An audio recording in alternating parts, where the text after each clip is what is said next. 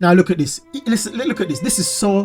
I feel so sad for this guy. I feel so sorry for this young guy. Look, he's crying.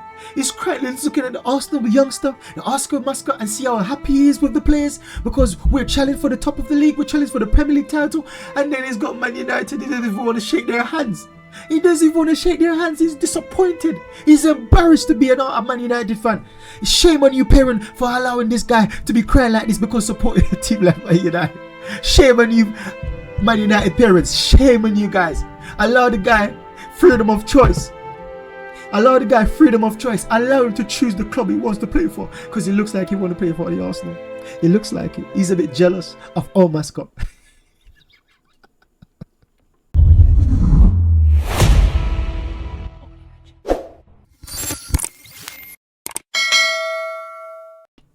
Welcome back to the channel, guys. As we approach the big Champions League match tomorrow, today we're just going to cover the top news of the day. And so far we see Jurrien Timber is being mentioned once again, and it's no surprise that he's in the press conference for the match, the Champions League match. Listen, this guy is racking up the same numbers as Trent, and we know Trent to be the best right back, attacking right back in the world right now, not to mention the Premier League. And Jurrien Timber is getting similar numbers in a single game.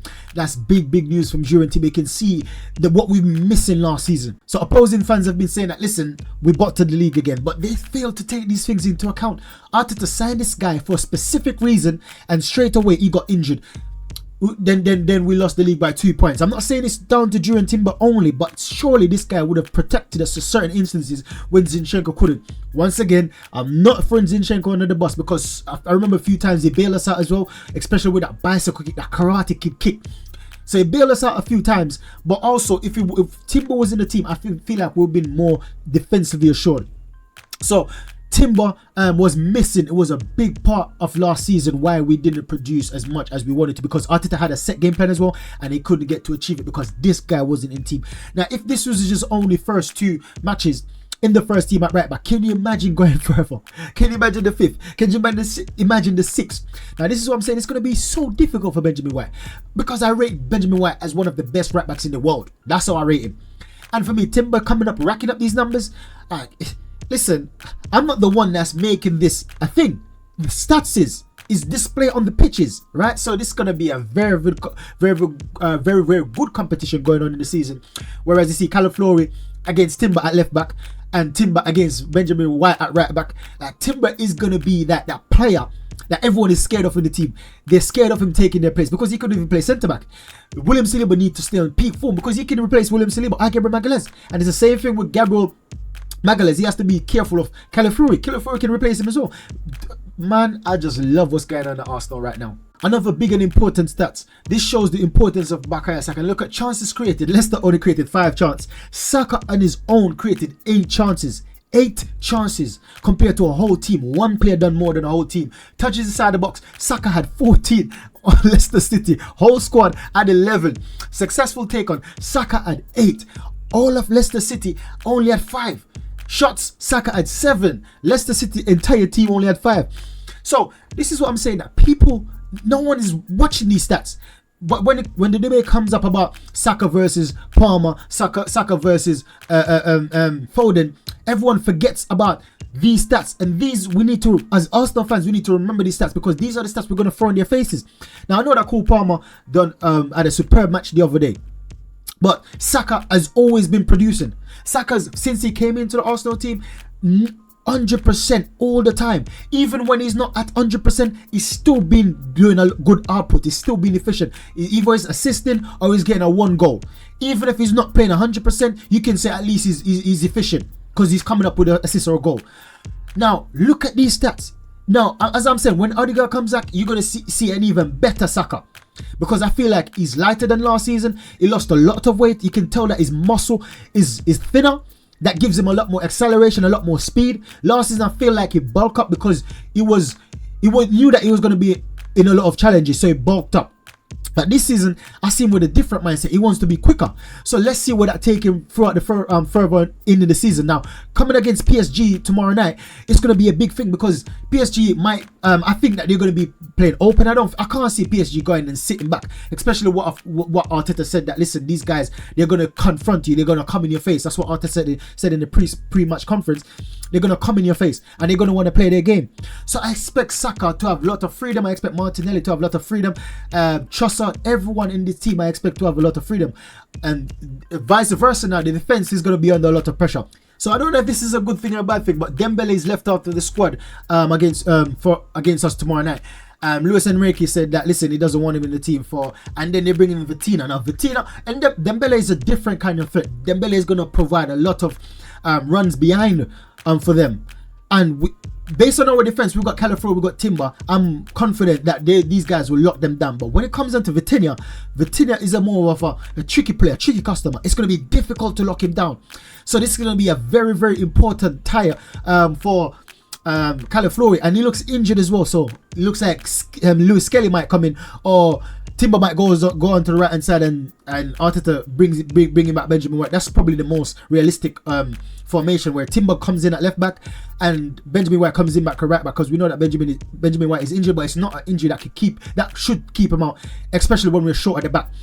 So it's going to be a big matchup tomorrow with Vitinha and potentially Youri Timber, but I believe that Timber will lock down Vitinha. That's how I believe strongly in Youri Timber right now. I just spoke about him and I don't want to go into too much more details on him, but as I said, it's going to be a big matchup tomorrow. It's going to be world-class players.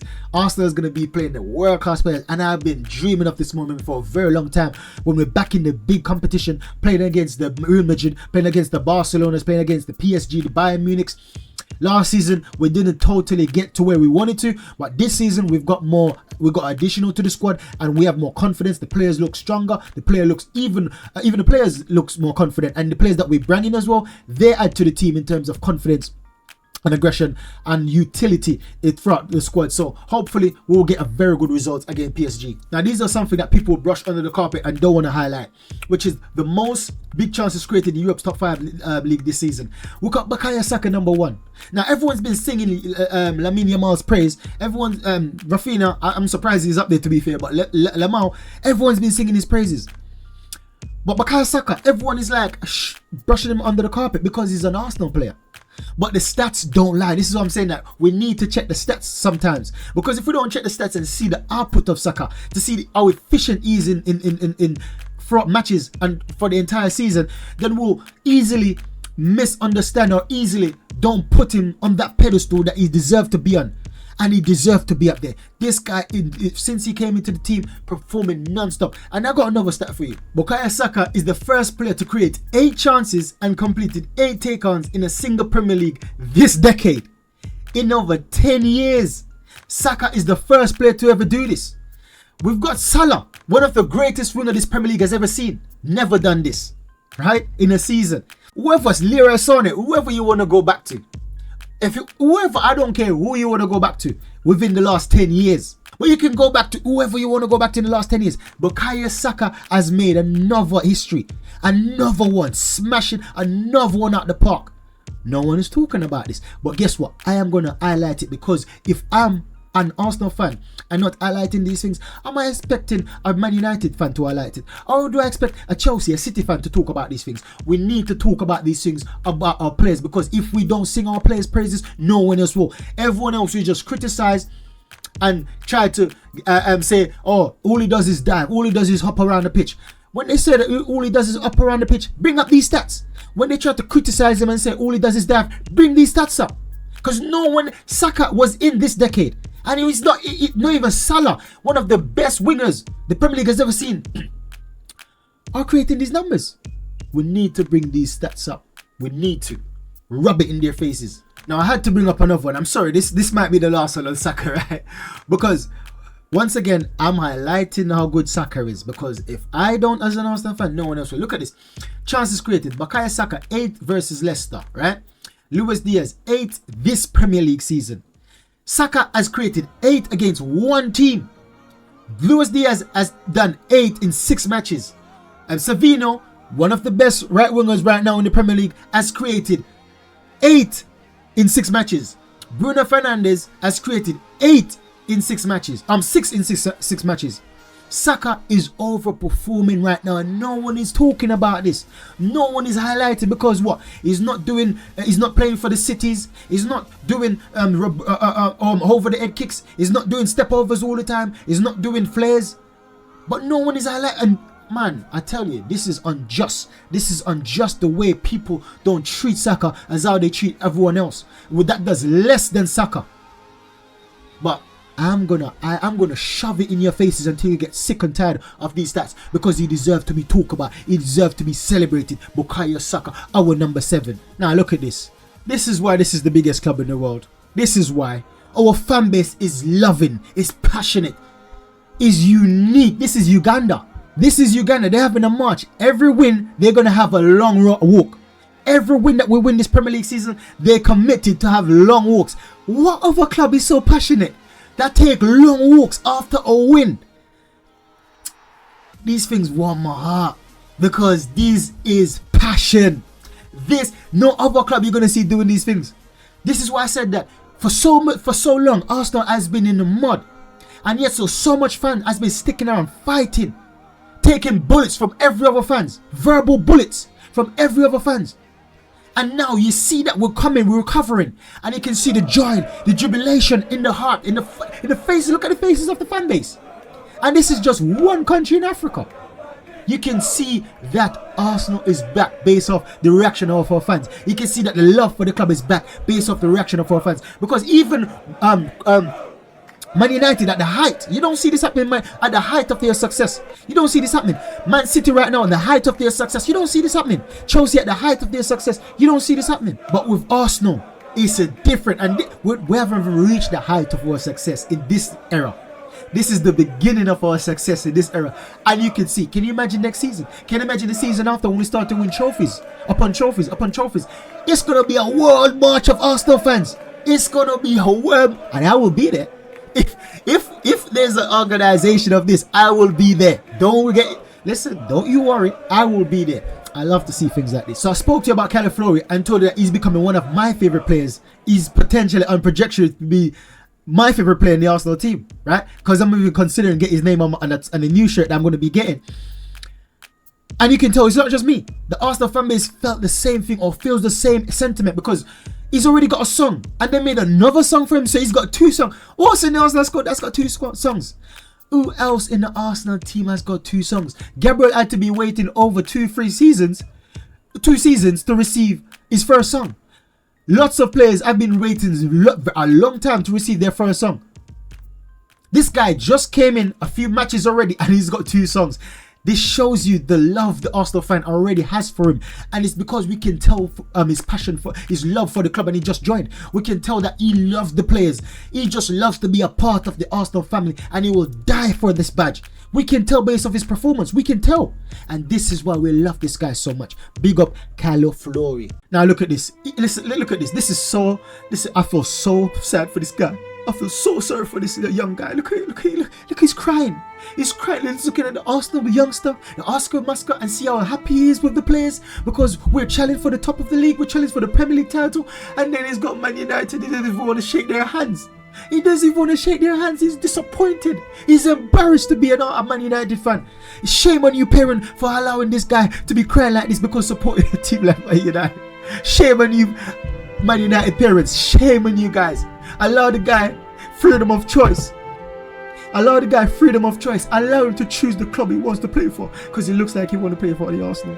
He looks like it. He's a bit jealous of our mascot.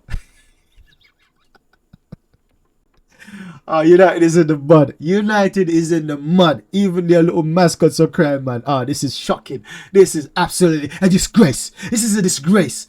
Now, talk about Man United. Listen to this guy. All the words I used during commentary: atrocious, awful, disgusting. It was all those things in the first half. Second half, I comment less on because of the fact they're down to 10 men and they're having a little bit of a go. Second half, you comment less because they're down to 10 men. You find in justification why you're not being critical of them. Now, when it was Arsenal, everyone was throwing their pitchforks. Everyone was stabbing with their knives. But when United now, as a United ex-player, you should be going deeper at them because it's your team. You should be more disappointed at them. We play the best team in the league and the best team a few seasons ago in the world, right? In Man City, and we were playing with 10 men, and we had to do what we had to do we almost won. And United playing against who? Who you did it? Tottenham. The Tottenham with 10 men, and you couldn't even get a result. Not even a draw. And yet you don't want to criticize them. You see that these commentary needs to stop. Someone needs to be investigating these guys, because it's not fair on us Arsenal fans and even the Arsenal team to be receiving criticism like these when you're not even doing it to your own team, when they deserve it more than our fans, more than our players. This is embarrassing from Gary Neville. Absolute embarrassing. Now, this is the last that I'm going to leave you with. Arsenal have a 71 win percentage in 2024 in all comps. The best in the club's history. The best in the club's history. Now, everyone's been saying that, oh, we're bottom of the league 2 seasons in a row. But no one's been realizing that, listen, we've been breaking records in our club history. First, we have to break records for our club history. Then we go breaking records in the Premier League. Then we go breaking records in the Champions League. It begins at home. And we're doing that right now. So, next up is to break Premier League records, which Saka's already just did. You see what Saka done in a decade. No one has ever done what Saka done in the last 10 years. So our individual players are breaking records, and now the team is breaking club records. Soon we're going to be smashing every records. So big up to Mikel Arteta, big up to the players that we've got right now, and the new players that came into the team that so seamlessly integrated. And we've still got another one to be integrated, Marino. Hold your asses, mate. And I know we're going to get a top quality striker in the summer as well. Perhaps in January, who knows. But we're going to get a top quality striker soon. A goal scoring striker. Not to disrespect Havertz, because I love our Havertz player. I love him as a striker. But we also need a goal scoring striker that could compete with Havertz for that number 1 or that number 9 spot. So thanks for watching, guys. Make sure you like, subscribe, and share. Help me on my journey to 10,000 subs. Let me know in the comment box below what you thought about these topics that I covered today. I'm looking forward to the match tomorrow against PSG. Let me know your score prediction. I've already said my score prediction is possibly 2-1 or 3-2 to the Arsenal. Come on, you Gunners. Catch you next one, guys. Goodbye.